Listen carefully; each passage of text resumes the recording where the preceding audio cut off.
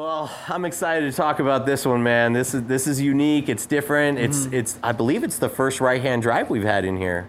Has it? I believe it is. Yeah.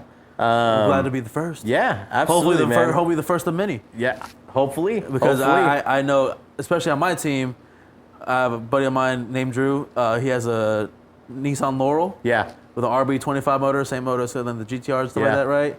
Right-hand drive, and a bunch of the prospects are trying to get into right-hand drive stuff, right? That's cool. So there's many more coming in the future, and hopefully try to get the scene on board with right-hand drive vehicles. Well, tell us a little bit about it. How long have you had it first? I just bought it a little bit over a week ago. Okay. So fairly new purchase for me.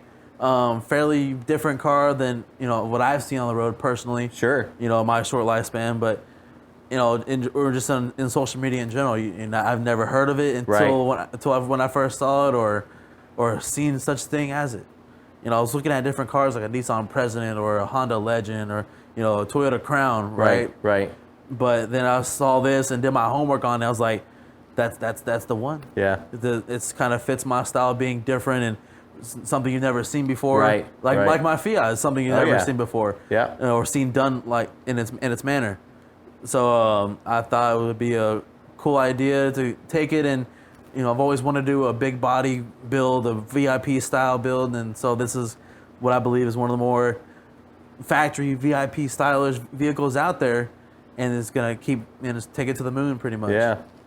Well, usually we have more custom vehicles on here, but I got to tell you, this thing is so decked out and has so many bells and whistles. Exactly. It might as well be a custom build already. It might as well, because it is very ahead of its time. For a 95, it is so technology advanced. It is. When I heard about it, it blew my mind. Yeah. Crazy. Yeah. And I can go on a whole hour about it's got this, it's got that. Well, we got time. We want to hear about it, man. Hear about it all. So where do you want to start at? Well, let's talk about the drivetrain first. What are we working with? So the drivetrain on this is a 4-liter V8. It is technically a 1UZ FE, but this motor in this one is a predecessor to that motor.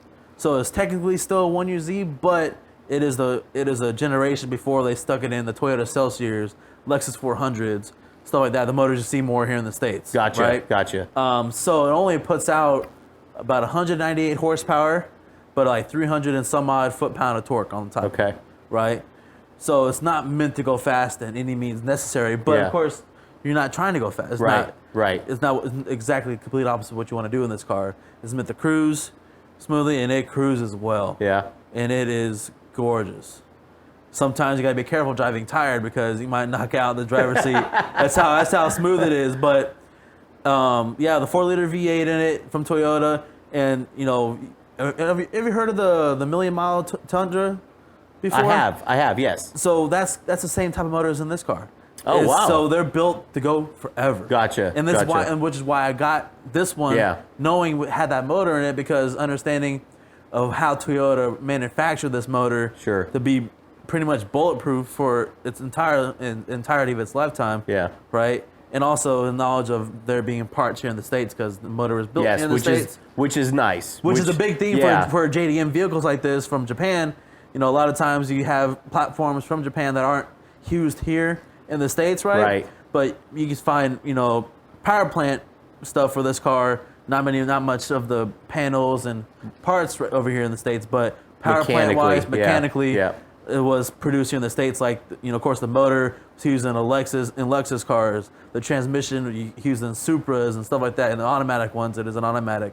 But some people can get a little butthurt about there being automatic versus manual. That argument. So on this, I would prefer it as an automatic because it is a cruiser. It's very luxury, exactly. So and so that's why I wanted a big body vehicle to be an automatic, because I want to focus on just enjoying the drive, right, and not having to worry about shifting through gears too much, especially being on the other side of the car.